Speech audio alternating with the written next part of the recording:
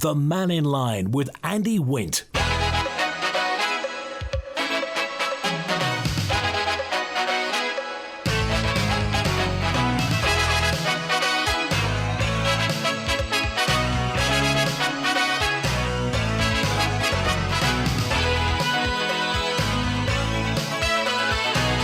Pastor Mike, good afternoon. Welcome to Mannin Line this Monday lunchtime, the 1st of December, 2025.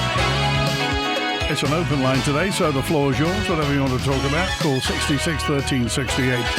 Text or WhatsApp at 166 177. Email studio@manxradio.com. A note in from Hugh who said, Andy, have you heard about the suspected outbreak of blue tongue virus in Northern Ireland?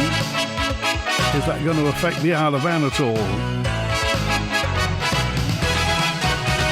We'd heard about it. We're just trying to find out whether that's going to affect any movement of cattle, because the suspected cases were discovered in 2 cows in Bangor in County Down.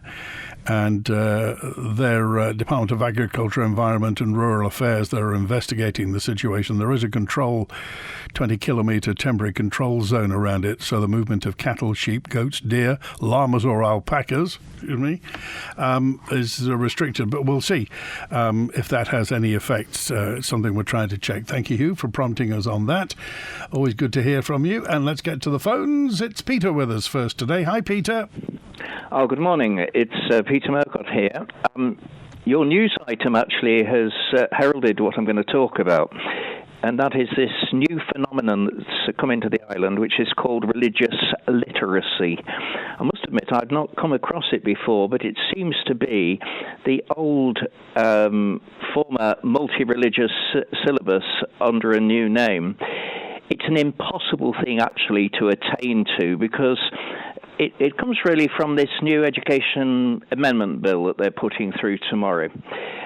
One of the clauses amends the existing law. Now, the existing law is extremely unsatisfactory, and they're now going to make it more unsatisfactory. The existing law talks about religious education, I suppose the word instruction, being wholly or mainly of a broadly Christian character. Now, it's very difficult to say exactly what that means in practice. They're now going to amend it to be broadly Christian character. That begs the question, right, does that mean more or less Christian? But what do you do if it's broadly, it's not wholly Christian, so what do you do for the rest of the time? In addition to that, to this new phenomenon just called broadly Christian character, they're going to give a discretion to introduce other religious and non-religious philosophical convictions and beliefs. Well, I should have thought that there must be thousands of those around the world. I haven't a clue what they're going to do. But it's not even, leave aside the fact that it's in complete conflict to the standards that the House of Keys sets itself every time it meets, and by which I mean they say the Lord's Prayer, and they recite Psalm 67, God be merciful unto us and bless us, and cause his face to shine upon us, that thy way may be known upon earth, and thy saving health among all nations. Well, they pray that they want God's way to be known on earth, and then they come up with broadly Christian and other religious and non-religious beliefs, all encompassed by this new phenomenon called religious literacy. And quite honestly, I think they'd be better leaving well alone if that's the best that they can come up with. What does broadly Christian mean when it's at home, Peter? I haven't a clue. I remember when they borrowed the wording from the 1988 UK Education Act. Why they've got to keep going to Britain, I don't know. It's a phenomenon that actually has manifested itself in a lot of other areas where they're taking on board things that are happening in Britain. I remember when that was introduced in 1988, a legal expert in the Department of Education said it would take some grappling to understand it. Well, they grappled with it, And they came up with an explanation that it didn't necessarily mean it would be Christian at all. You could have other beliefs as long as Christianity had a sort of particular focus, or perhaps the main focus. But again, you're playing with words because you're diluting it to wholly or mainly and broadly. So you're wholly, mainly, over broadly. Now, I don't think the best lawyer in the land could give you a definitive explanation of what that means. So it's, to my mind, when you talk about it being broadly Christian, you're really saying that you don't want Christianity there. That's got to be, because it's so nebulous, especially if you're going to have. And remember, there are thousands of religious and philosophical convictions, non-religious. I mean, there must be thousands of them around the world. How are you going to how are the children going to understand all those? So and what's the syllabus going to be? What do you think they're trying to do? I haven't a clue. I've been pondering on that for years. I remember back in the 20th century, they said the aim was for toleration. Well, they started bringing this sort of idea. It started coming up in some parts of Britain in the 1970s, and the buzzword was toleration. Now, we had many decades of so-called toleration, and we've now got one of the most intolerant societies you could imagine, especially as far as Christians go. And I can justify that statement by the fact that there's two major Christian bodies that have been a lot of their remit is actually to defend Christians who are being very wrongfully treated, either dismissed from their jobs or being prosecuted or sued or goodness knows what. And that never used to be. So our tolerant society is very intolerant of Christianity. And the word actually has no meaning. It's just like this much repeated word, the so-called inclusive society. When you dig down and drill down on it, the inclusive society only includes a narrow range of options and attitudes. Everybody else doesn't count. And this sort of vague language is always the language that leads to really a very intolerant society and eventually a very dictatorial society, which we've got, or we're heading towards. What would you like them to do, Peter? Oh, I'd like them to go back. Either, you see, I was head of a church school for 13 and a half years. I can tell you that with the best will in the world, in practice, when you're running a school, you only have a very limited time for religious instruction because you've got so many calls on the timetable, and it's very difficult to do justice even to Christianity, let alone anything else, because of the constraints of and because of the realities of running a school.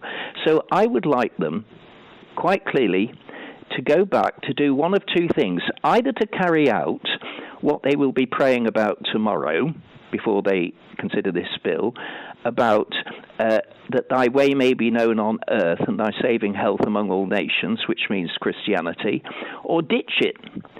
There's no, you can't, there is no such thing as a wholly, mainly, or broadly Christian or anything else.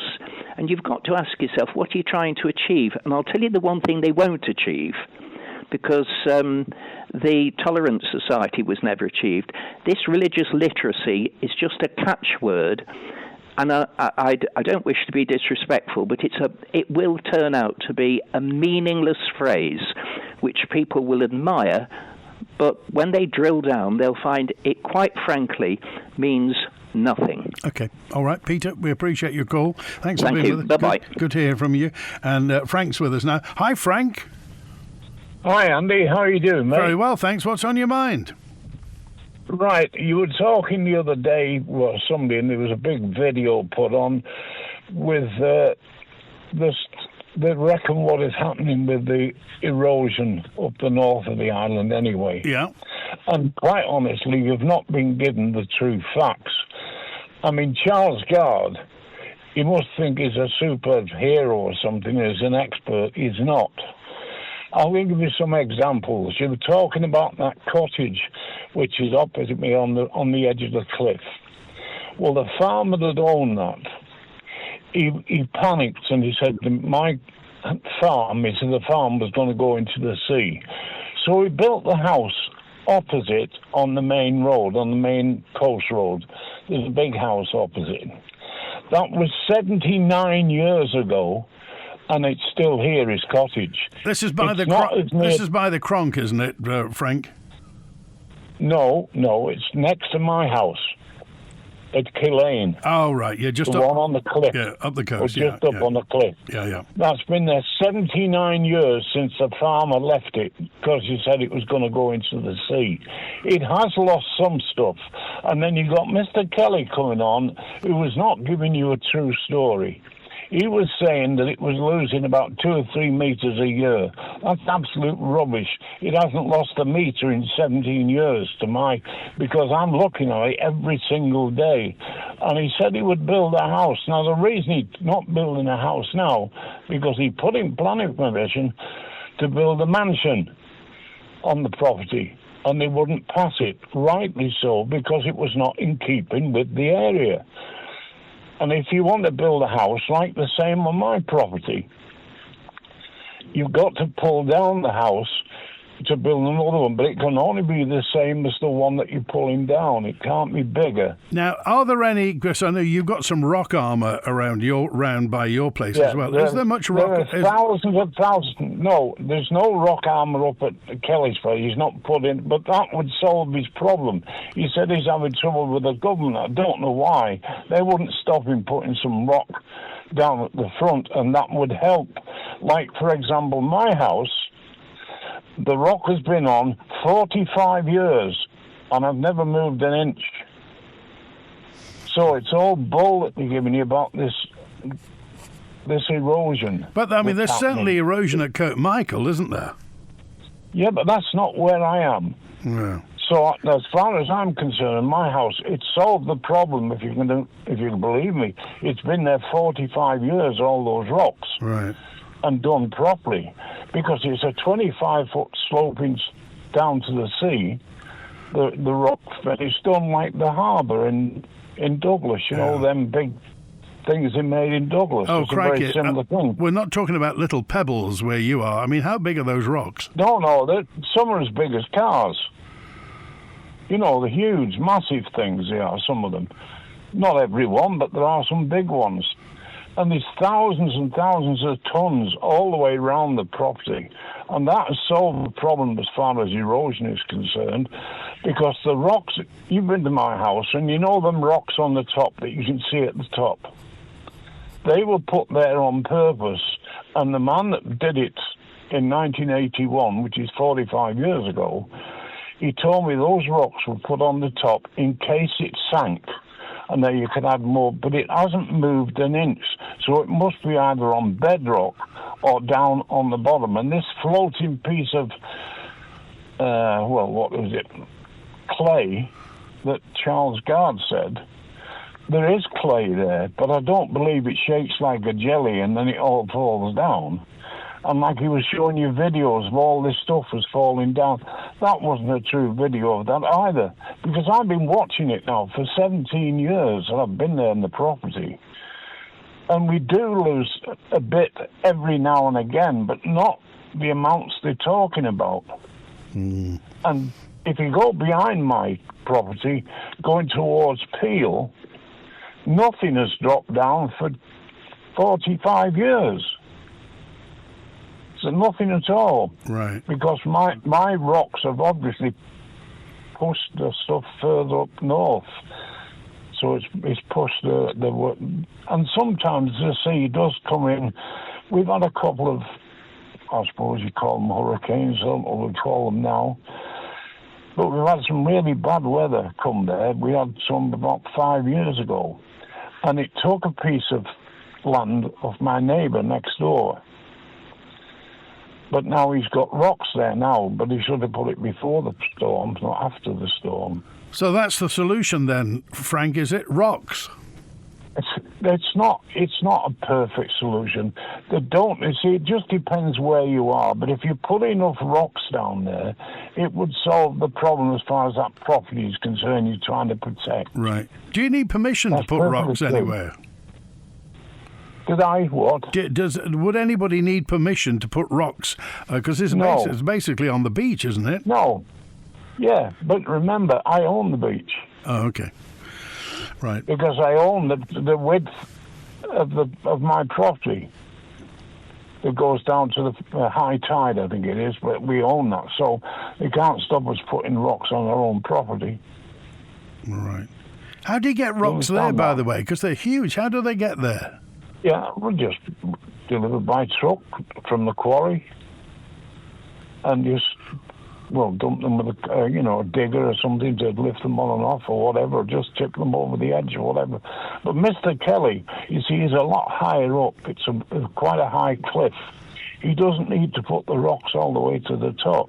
He'd only have to put them a certain, no more than 10 or 15 foot, because the sea doesn't go, it's not that high. So it's just a bit of protection you get, and that would help the property. Right. But as I said, that property that Mr. Kelly owns, it's been there for 79 years, and it's not gone into the sea, which the farmer said it was going to. Okay. All right. 1947. Frank, we appreciate it. Thanks for that. Thanks for the instruction. Thanks for the opinion as well. And if the owner of the property wants to get in touch, just to tell us what the plans are, then by all means do get in touch. And David's with us now. Hi, David. We'll find David in just a few moments' time, and I think we've got Robert with us. Hi, Robert. Hi, how you doing? Very well, yes. Public sector housing. How long have we had this administration for, fella? Nearly 4 years, 4 and a bit years. 4 years, and how many public sector houses have we built? Not many. Well, that's not good enough. I want an announcement. You're making it. I want that. Well, I think we should have more public sector houses. I think that the Lord Street site is a mess. I think that as I'm down at Grey now talking to the people who are basically bums, we need to have more public sector houses up in Peel and places like that so that people can apply to them. When I spoke to Dr. Allinson last week, he didn't even know where the public sector houses were being built out in Patrick and Peel and places like that. So he should have his finger more on the ball, shouldn't he? So whereabouts in Patrick are they? Well, it's mostly green. So you think of Glen May, you've got plenty of hills up there that are just off the bus route. I mean, it's a good place. It's a nice place to be. You've got, as you come out of Glen May, on the left and the right-hand side, you've got flats, fields that could be built there, both on, I think it's Gordon and places like that, if we can get that far. And it should be built on there, and they should be having more public sector houses. I think they should be built to the betterment of the local community. Well, when we've talked to commissioners around the Isle of Man, they're quite keen to get more public sector houses built, but obviously they have to borrow the money from government to do most of it. At a preferential rate, obviously. Yeah. But yeah, I agree with you there. I think we need to move ahead with that as soon as we can. It just seems to be the government where public sector houses just doesn't seem to affiliate itself to any type of launch or anything like that. How do you stand on tower blocks, Robert? What do you think about tower blocks? Tower blocks? Yeah. They're very high. Yeah. I think we should, in terms of the ceiling limit of the... No. I'm talking about in terms of public sector housing. I mean, obviously, we've got a tower block. We've got a big block of flats at the top of Peel Road, but there aren't many. And obviously, you can get quite high density properties in a tower block. Do you think tower blocks will be a good idea? As long as they're soundproofed. And obviously people have to get along with each other, so it's good to have a back channel on WhatsApp so that people can talk to each other and stuff like that. There will be spats, and there will be people who don't like each other in the flats and stuff like that, and people who don't get along with each other. But I think it comes down to oiling the hinges and things like that, and getting the doors sorted and stuff. Okay. The fire doors are very, very thick up in the flats, up in... at the top of Peel. So I agree with you. tower blocks, not so much the ones they've got in the UK, but the ones on Peel Road seem fine enough. But I think that was private investment, wasn't it? Well, it was a joint thing, wasn't it? The Douglas Council, the Douglas City Council, Flaxford, I think, if I'm right, correct me if I'm wrong, it was Dandara who built them, I think. Yeah, I think it was a three-way. I think it was a private investor who put $6 million in, and we're keeping it back on a private land deal. You've got your fingers on the pulse. Well, there was something down there that happened, and then we're wondering whether or not there's going to be roadworks outside that building that's going to muck it all up, because at the moment it's quite pleasant and green and stuff down there, and I really enjoy it. Okay, all right. Robert, good to hear from you. Thanks for being with us today on that, and I think we've found David now. Hello, David. Hi, Andy. Can you hear me, mate? Yes, you were on the blighted line 3 just then, so we're just kicking the machine. Lovely on that. I listened this morning to about the Treasury Minister, Mr. Alsing, and I didn't get enthusiasm from him about the MiCards, and I was disappointed with his reaction to it. And I'd love to find out why, what sort of examination he had with the Post Office and Treasury and all those officials regarding the MiCard, because it was the will of Timmel to do something about it and create it again. Okay, they're doing it for 1 year. But why aren't we looking into the Post Office as a saving organisation locally? I mean, we probably do own the Post Office as such, indirectly fund them. Somebody's going to come on and say they don't, but if they make a profit, we take the money off them and put them into the general kitty. So why aren't we doing that, where people would invest in the Post Office like we used to do when we were kids years ago? And the likes of Conster Bank. I remember getting a loan out for Conster Bank for a car and paying it off and going down to the Finch Road there. We never hear much about really what the Post Office's plans are for the future, apart from the fact that obviously fewer people are sending letters and Christmas cards, but they're making a fortune on delivering parcels all the time now. Yeah, and why aren't we doing something about it? Why isn't there some bright Stu? I'd love you to get him on sometime. And then I know he's a bit this way and that way, and the rumour is he doesn't want to care about the Isle of Man anymore. So hopefully he'll come on and say, he still cares about the Isle of Man. And if he doesn't care about the Isle of Man, he needs to move on, doesn't he? Really, before the election. And we need to do things ourselves as a community there. But I just thought when the Treasury Minister came on this morning, it was okay. There are still something like 600 people still got MiCards there, but 30 of them came to the thing. Well, how many out of those 30 wanted to go to a bank? Why can't we have both? It's interesting you're saying that we as a community need to do something, but you don't hear very often sort of bold suggestions by government as to what we can do. It's almost as like we're a bit timid about what we can do in the future, David. Yeah, I mean, I don't know what the worry is. I mean, people would love something to be done with all the estates that we've got, all those. I'd hate to go through them again. We got the old prison site, Summerland site, 2 pubs, and whatever. Why aren't we doing something about it? Robert was on before about housing. Yeah. We have a number of local authorities. Give them the land, and we'll provide or get the finance through central government, and get some developers in and build first-time buyers for people, and then some sheltered accommodation. I'd love to build another one in Onken or find the land for that.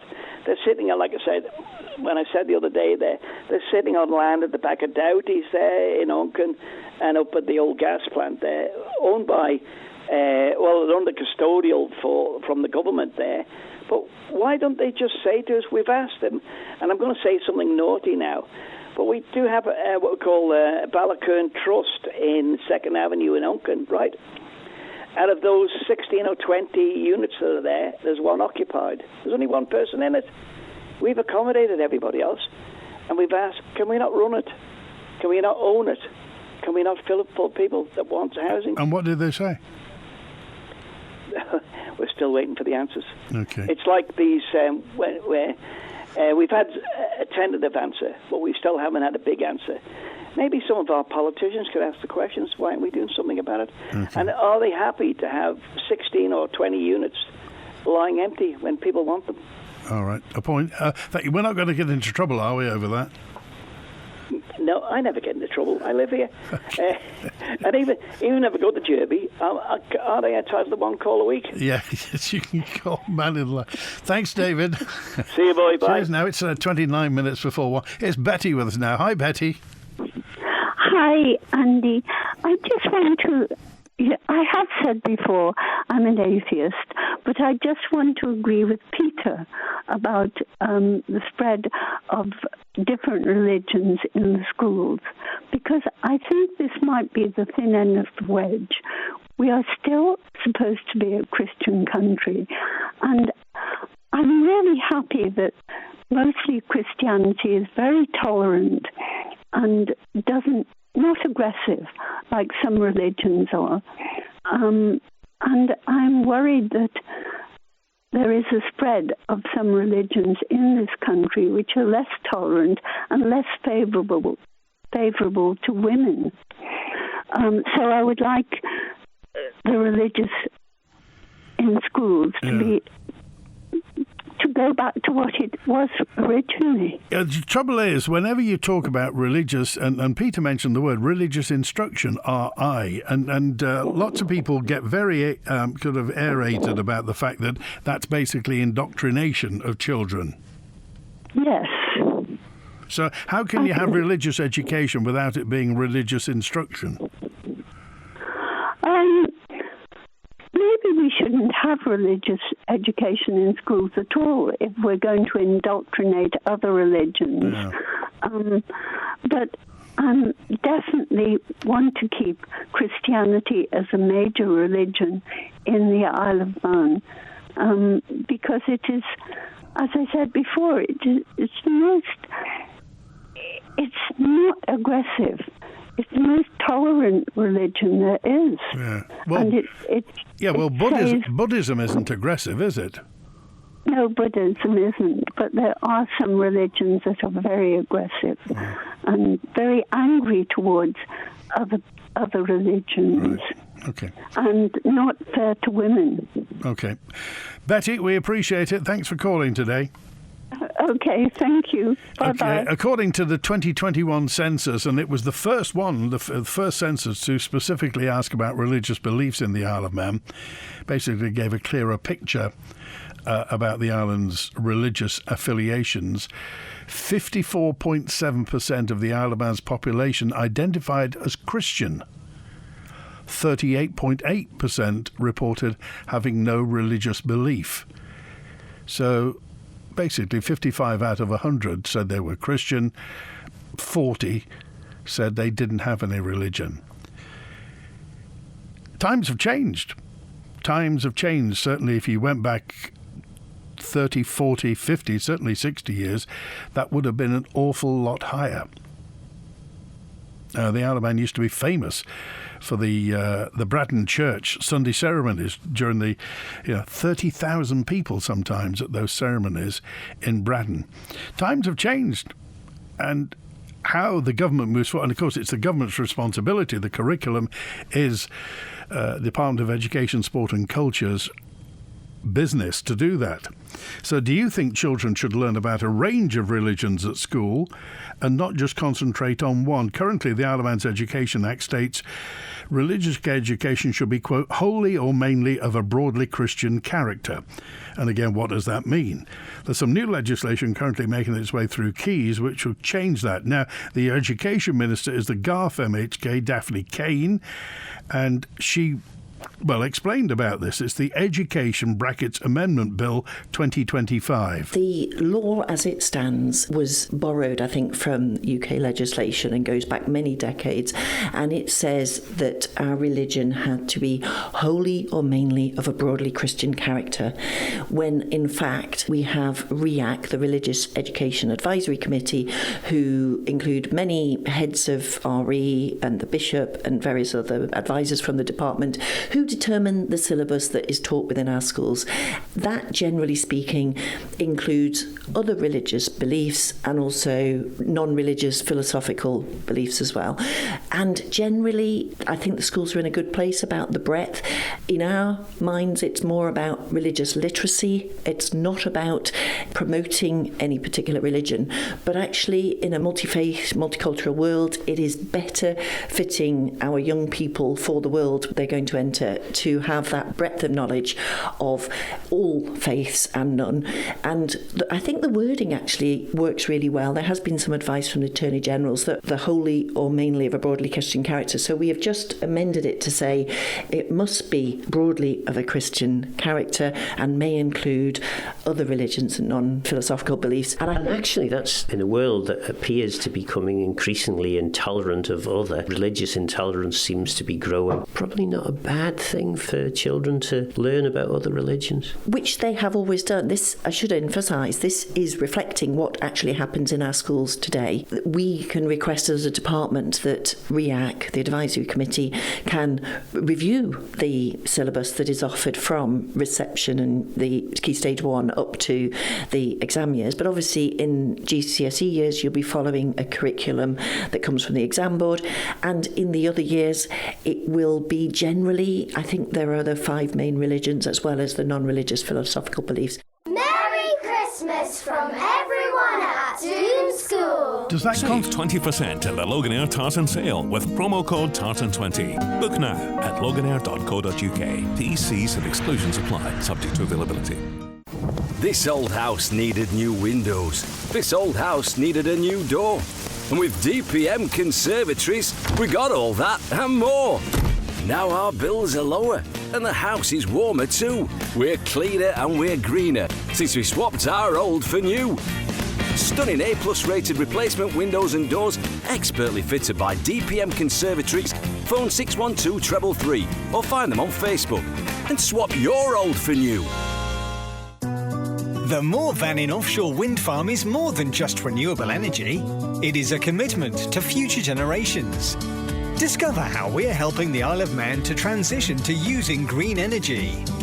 Visit orsted.im. Concerned about your hearing? Get the support and help that you need with an expert hearing assessment free of charge at Island Hearing in Port Erin or Ramsey, with microsuction wax removal available in our Port Erin clinic. Island Hearing have been your local hearing care specialists for over 15 years. So for friendly professional help and advice, just call 830 722 or visit Island Hearing at 1 Station Road, Port Erin.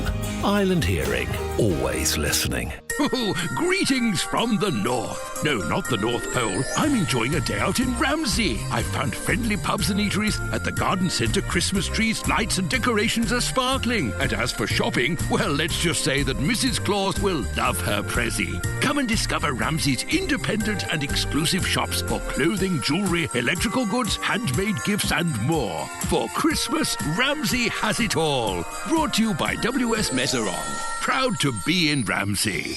There are 2 new bills progressing through the House of Keys at the moment. The Education Bill is a mere shadow of the bill which had previously been brought forward by the Education Department, but it will have a significant impact on homeschooling and children with additional educational needs. And do we really need a law to give women access to free period products? Find out an agenda this evening at 5:30pm on Manx Radio with me, Phil Gaughan. The Education Minister has taken her department back to school to produce the slimmer bill, but will the Keys give it 10 out of 10 or a see me after the lesson?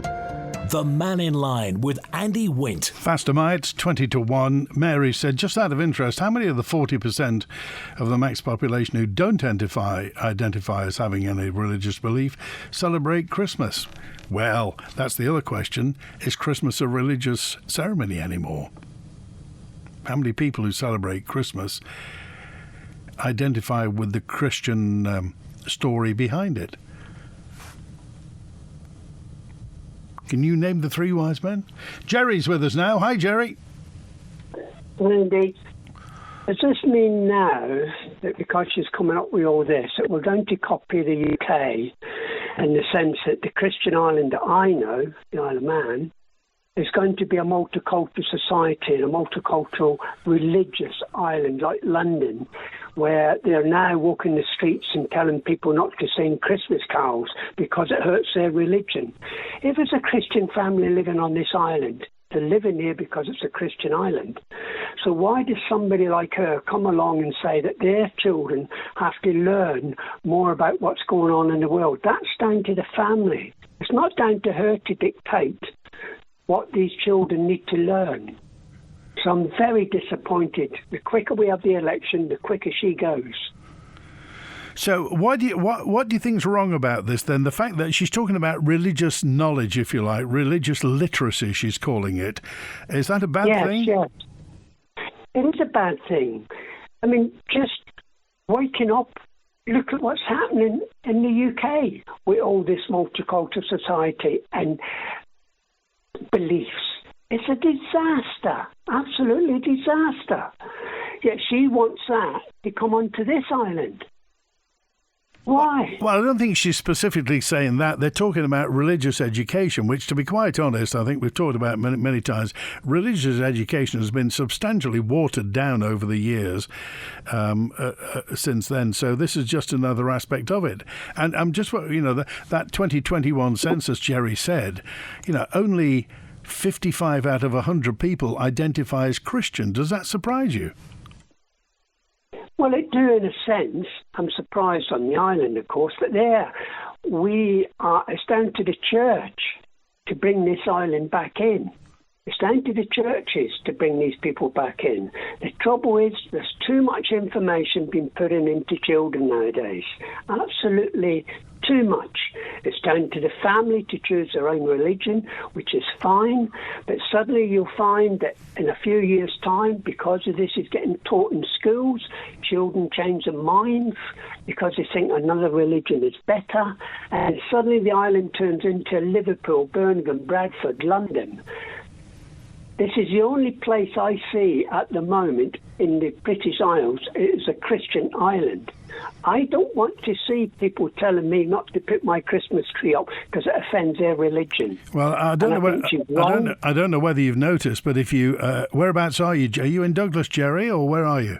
No, I'm Belfast. Okay, well, in Douglas, we used to have Christmas lights that represented, angels and Jesus and what have you. Yes. Now we've just got stars. There's nothing sacred about it at all now. The Christmas lights aren't Christmas lights. They're what's called in the UK holiday lights or celebration lights.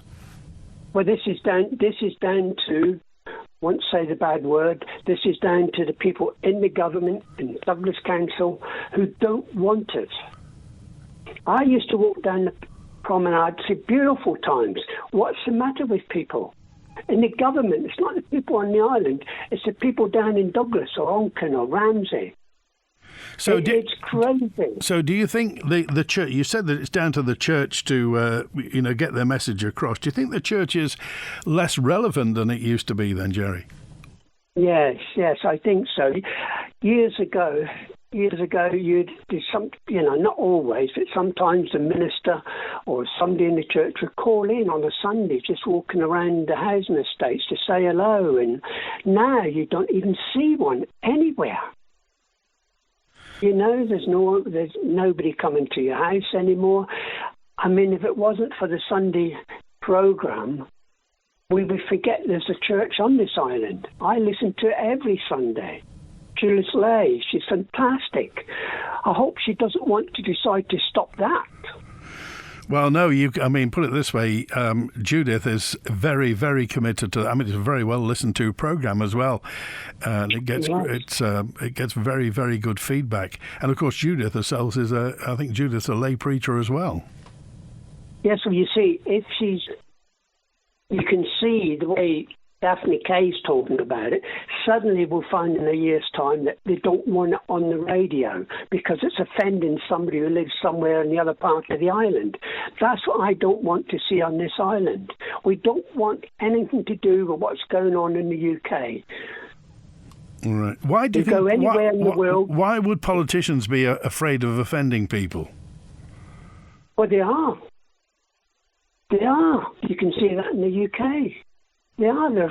You can see the two-tier policing system. I mean, I only watched a bit the other night on YouTube. I understand it's not the best programs, but they were in London. The religious people were there shouting at people not to have the Christmas trees in the shop windows.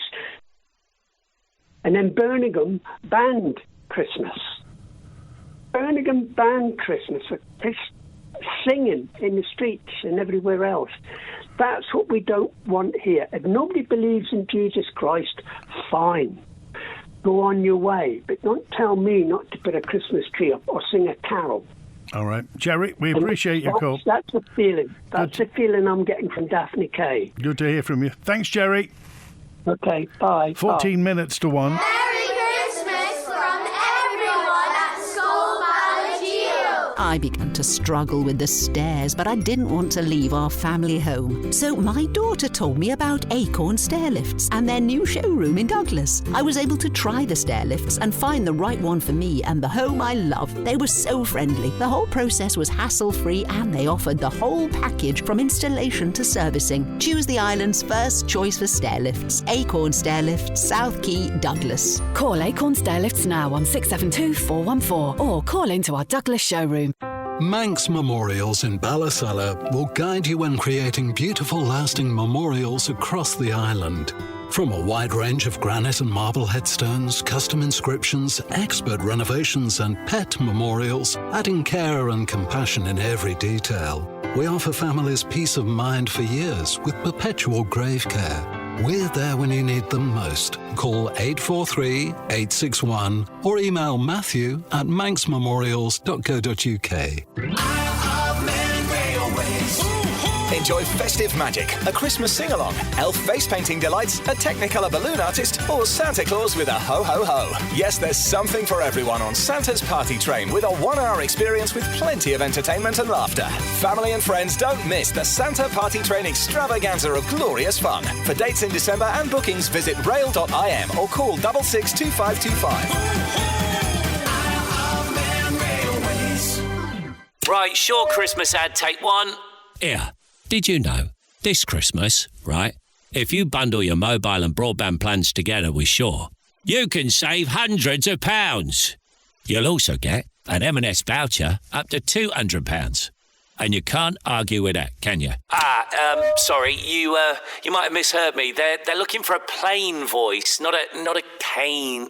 Make sure of your Christmas in store or online at shaw.com. T's and C's apply, mind.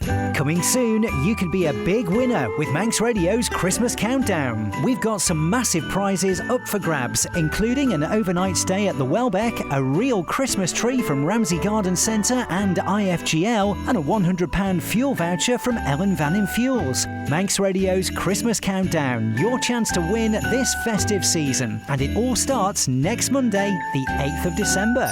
The Mannin Line with Andy Wint. A note in from Mary, who just said, my husband and I went to Ramsey Town Hall 3 times last week to look at the plans to ruin our lovely quayside in Ramsey and to chat with the DIY. On each occasion, there was nobody there. One of the times my husband went down, there were 2 ladies, so we went to chat to them, only to find they were there to decorate the Christmas tree. So much for being able to discuss the plans, says Mary. A note in that just said, I phoned government officers about the MiCard continuation. I was informed I had to open a bank account. This is Texter 501, who said, I informed them I don't want a bank account and wasn't going to do anything against my will. The response was, what I wanted was not reason enough, and they would pass it to management to see if I fit the criteria for the continuation of a MiCard. They've absolutely no intention of offering an alternative. Dr. Allington seems determined to push this through, regardless of how it affects people with limited mobility, says this correspondent. Here's Chris with us now. Hi, Chris.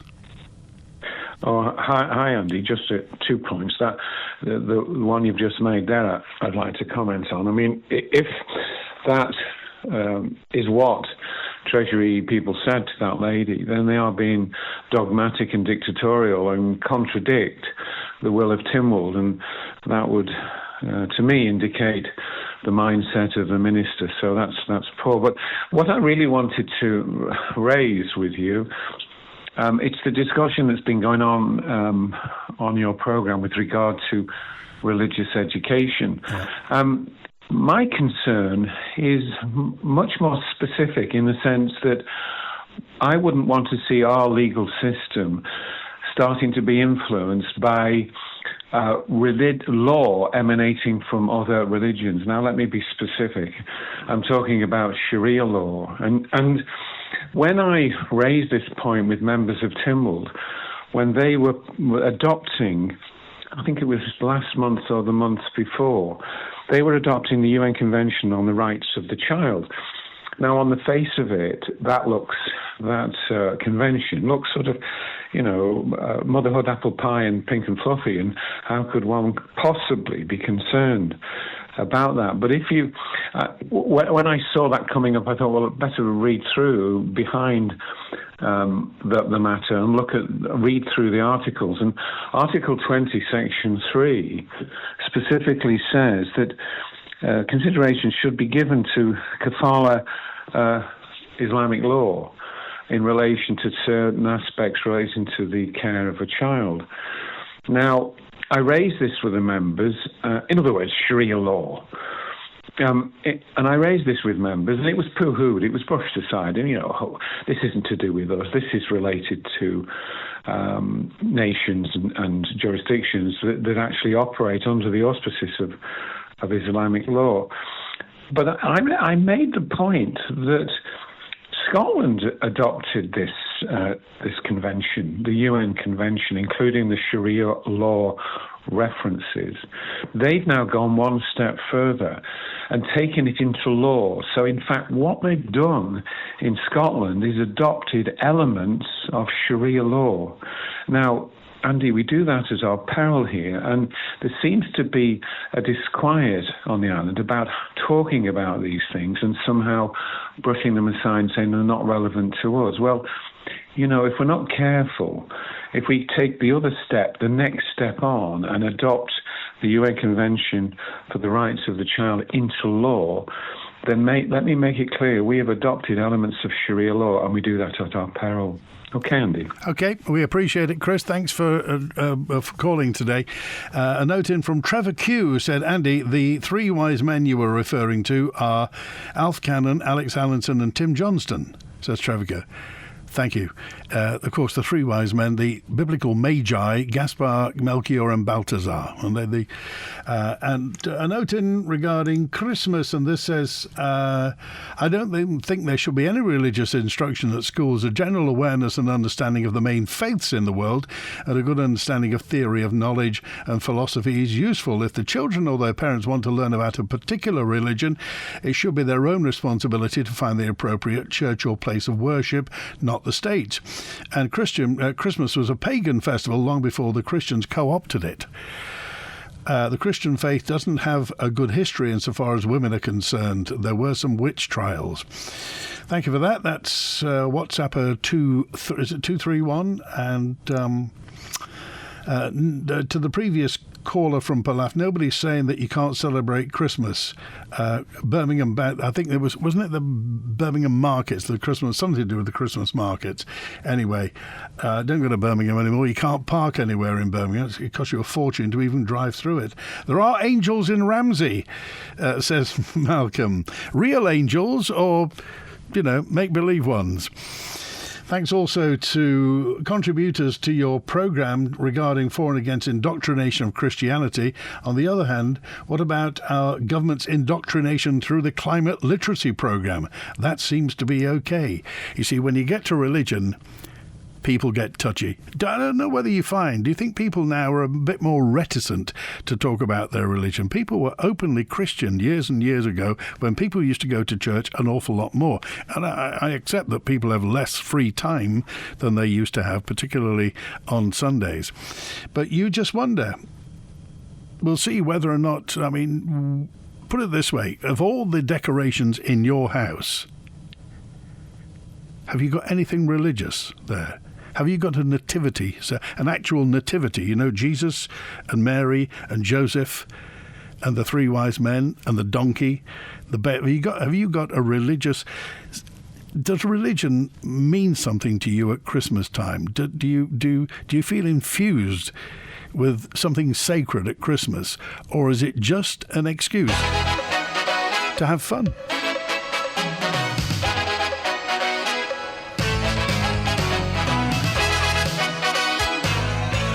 Loads of messages I can't quite get to, but Paul said it's good to see the DOI on the promenade filling on the big pothole by the Crescent. At last, a bit of maintenance. I agree with Peter. The education people are tying themselves up in knots trying to avoid the fact that we're a Christian country. As far as I know, our laws and morals are based on Christian concepts. The children are going to be completely bemused by it all, says Liz. Same thing says Colin. This sounds like a lot of confused adults. Is it because they resented being taught when they were children, or are they just not thinking straight? Well, we're back tomorrow with another open line. Want to get in touch in the meantime? 682-631. And thanks to Michelle on the phones today. WINT.